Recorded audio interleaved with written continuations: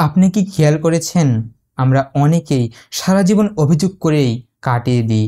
অভিযোগ করি জীবনের সুযোগ পাইনি, পরিবার সহায়তা করেনি, অর্থ ছিল না, সঠিক পরিবেশ পাইনি, ভাগ্য খারাপ ছিল। কিন্তু প্রশ্ন হলো, অভিযোগ করে কি আসলেই বদলেছে? সত্যি বলতে কিছুই না, বরং অভিযোগ করতে আমরা নিজেরাই সময় নষ্ট করি আর আস্তে আস্তে আমাদের ভিতরের শক্তিকে মেরে ফেলি। এখন একটু ভেবে দেখুন তো, পৃথিবীর যে কোনো সফল মানুষ কি অভিযোগ করে সফল হয়েছে? না, তারা অভিযোগ না করে দায়িত্ব নিয়েছে।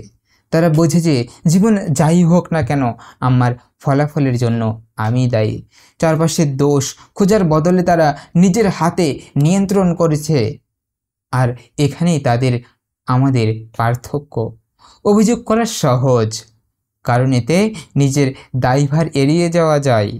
আপনি যদি বলেন আমি পারিনি কারণ আমি সময় পাইনি, সুযোগ পাইনি, তখন নিজের কোনো দোষ থাকে না। কিন্তু যখন দায়িত্ব নেন, তখন এটা মেনে নিতে হয়, হ্যাঁ আমার ভুল ছিল, আমি চেষ্টা করিনি, আমি কনসিস্টেন্সি থাকতে পারিনি। শুরুতে এটা কষ্টের মনে হলেও উন্নতি আসে এখান থেকেই। ভাবুন তো, আপনার জীবন যদি আজকে আপনার ইচ্ছামতো না চলে, তাহলে সেটা পরিবর্তন করার ক্ষমতা কার হাতে? সরকারের, সমাজের, পরিবারের না, আসল ক্ষমতা আছে নিজের হাতেই। আপনি আজ থেকে নিজের জীবনের দায়িত্ব নেন, প্রতিদিনের কাজে যদি ফোকাস করেন, তাহলে ধীরে ধীরে আপনার জীবন বদলাতে শুরু করবে। একটা বাস্তব উদাহরণ দিই। ধরা যাক দুজন ছাত্র একই ক্লাসে পড়ে। একজন সবসময় অভিযোগ করে বই ভালো না, শিক্ষক ভালো পড়ান না, সময় কম থাকে। আর একজন কোনো অভিযোগ না করে সিদ্ধান্ত নেয়, যা আছে তাই দিয়ে আমি চেষ্টা করব। শেষ পর্যন্ত কে সফল হবে বলে আপনার মনে হয়? যে দায়িত্ব নিয়েছে। কারণ সুযোগের অভাব কারো জীবন ধ্বংস করে না, দায়িত্বহীনতা জীবন ধ্বংস করে। আপনি যদি প্রতিদিন অভিযোগ করেন, তাহলে আপনার মনও নেগেটিভ হয়ে যাবে, মনে হবে আমি কিছুই পারবো না।